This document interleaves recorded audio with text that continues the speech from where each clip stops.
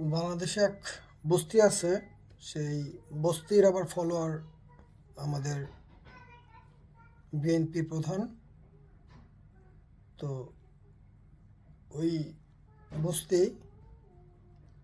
মানে যদি রেস্ট্রিকশন না থাকতো অনেক কিছু বলতাম ভিডিওতে, যেহেতু সোশ্যাল মিডিয়া অনেক সিনিয়র দেখে, এই জন্য আর কিছু বললাম না। একটা কথাই বলে রাখি, সেফুদা যেসব কথাবার্তা বলে বা যে অনেকে চিল্লায় চিল্লায় যেসব কথা বলে, সেই কথাগুলো এইসব বস্তির ছেলেদের উৎসর্গ করলাম। দেখেন কি জন্য কথা বললাম, আপনারা একটু দেখেন। তারেক রহমানের পাশেই দাঁড়িয়ে আছে সেই ছেলেটি যে প্রকাশ্যে মা বোনদের নিয়ে নোংরা মন্তব্য করেছিল, কিন্তু প্রশ্ন হলো তিনি কেন তাকে দাওয়াত করলেন? সে নাকি সেরা রিল মেকার ও কন্টেন্ট ক্রিয়েটার, আর তারেক রহমান নাকি তার এসব কন্টেন্ট ফলো করেন। এখন দর্শক একবার দেখুন তার কন্টেন্টের মান। কিছু কিছু প্রবাসী দেখলাম যে তারা পোস্টাল ব্যালটে দাঁড়িপাল্লায় ভোট দিছে এবং তারা গণভোটে হ্যাঁ ভোট দিছে।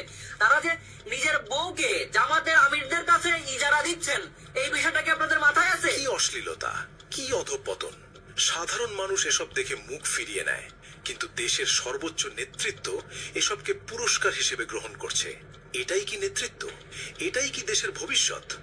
যে লোক মা বোনদের নিয়ে নোং বানায়, সে যদি নেতার কাছ থেকে সম্মান পায়, তাহলে ভাবুন তো, ক্ষমতায় গেলে ভিন্ন মতের কিংবা সাধারণ মানুষের মা বোনদের সম্মান কি থাকবে? যেখানে নোংরামি যোগ্যতা, সেখানে কি নিরাপত্তা থাকবে?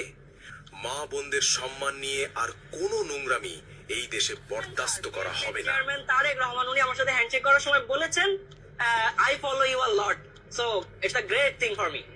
কথা আছে না যে যে যেমন সে অন্যকে তেমন ভাবে। তো এইসব বস্তি ওরা মা বোনদেরকে ওরা ইজারা দেয়, এই জন্য মনে করছে যে যারা বিদেশে থাকে তারা জামাত ইসলামকে ভোট দিছে।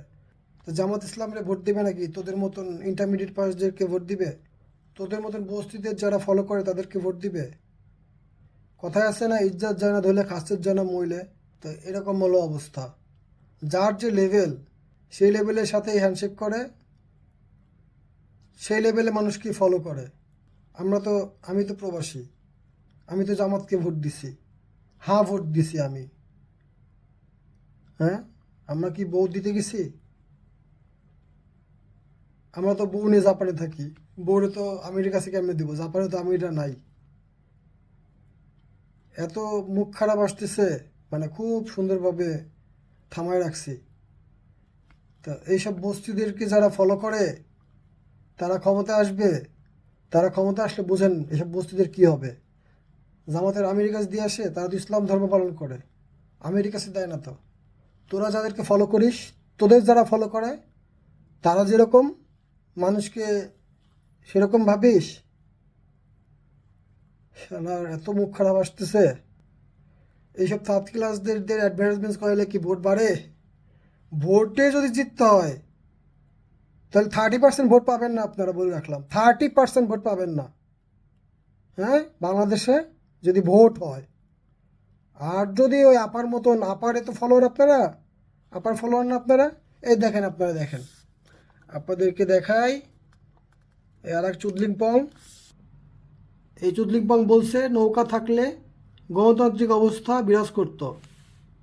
তাহলে কি বুঝছেন তো বাংলাদেশে এই দুই দল যে এক, ক্ষমতা আনবেন, নিয়ে আসেন, আপা আর এই এক, এই দুই দল।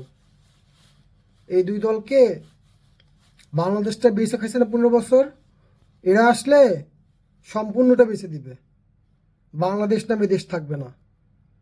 যে এইসব চুদলিং পংরা থাকলে, বুড়ো বয়সে বিমরতি দেশটারে কি শুরু করছে এই 15 মাস 16 মাসে।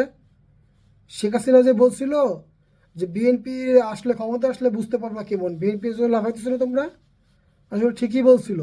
শেখ হাসিনার সময় তো খুব আরামে এসেছিল, এই জন্য বুঝতেছে না সাধারণ জনগণ, যারা ওই যে জেল খাটছে, গুম হয়েছে, যাদের পেট খেটে বুড়ি গঙ্গায় ফেলাই দিছে, গুম, এই যে ইলিয়াস আলীর মতো মানুষদেরকে, তারা বুঝতেছে, সে বুঝছে মরার সময় কেমন লাগে।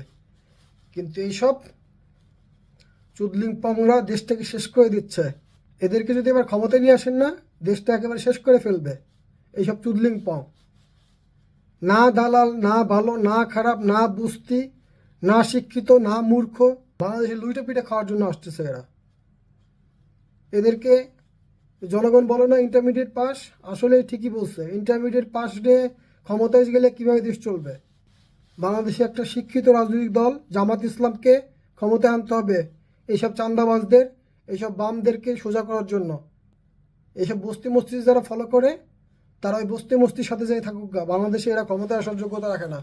বাংলাদেশে জামাত ইসলাম ক্ষমতায় আসবে ইনশাল্লাহ। আল্লাহ হাফেজ। ইনকিলাব জিন্দাবাদ।